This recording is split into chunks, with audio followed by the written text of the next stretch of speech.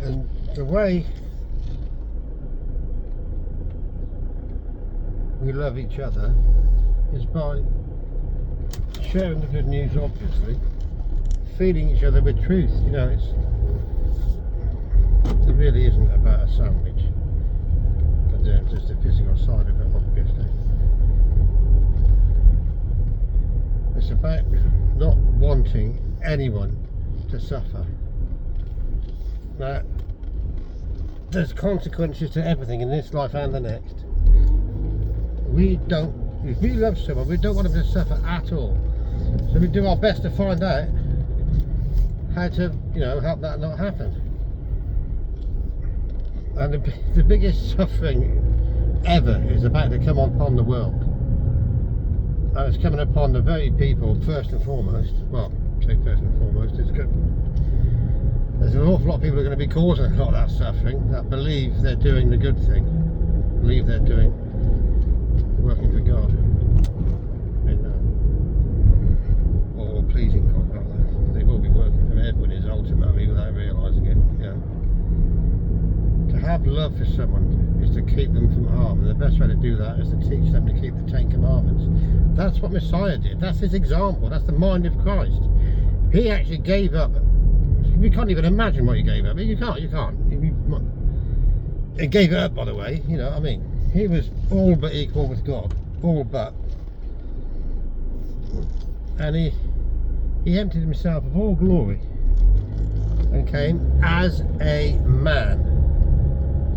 man filled with the Holy Spirit, kept the commandments, learned obedience to the point of a horrible death, in order to spare the many, the ones that even killed him.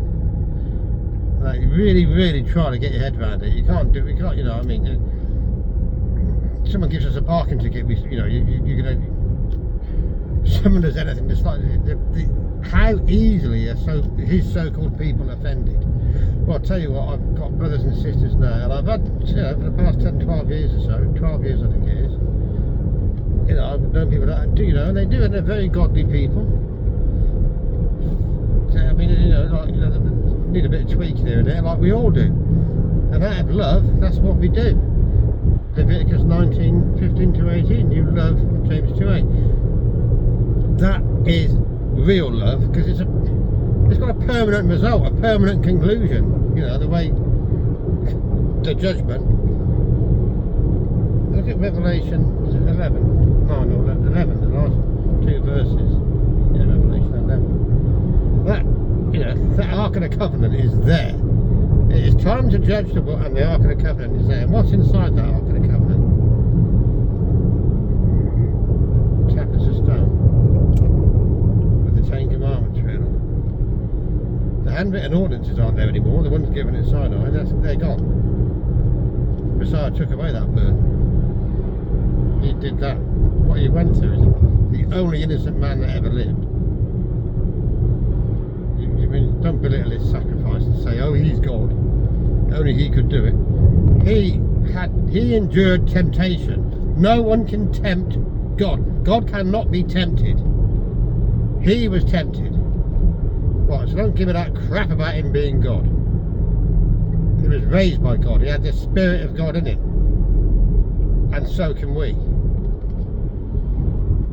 This is pretty simple, basic stuff, really, when you actually read it and put it together. Do Isaiah tells us, and read line upon line, here a little, there a little, precept upon precept, and keep going.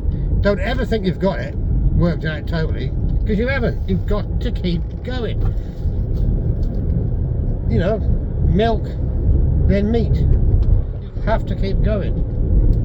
You haven't got it, and then there's not one Sunday pastor that's got a clue whatsoever. They're all liars, and really, are they that well-meaning if they're just pumping up what they think's right without really testing it properly to themselves?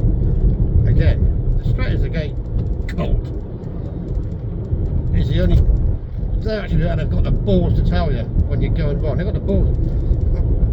Without even knowing it, you should love correction. Don't you want to be right? We love each other because we correct each other.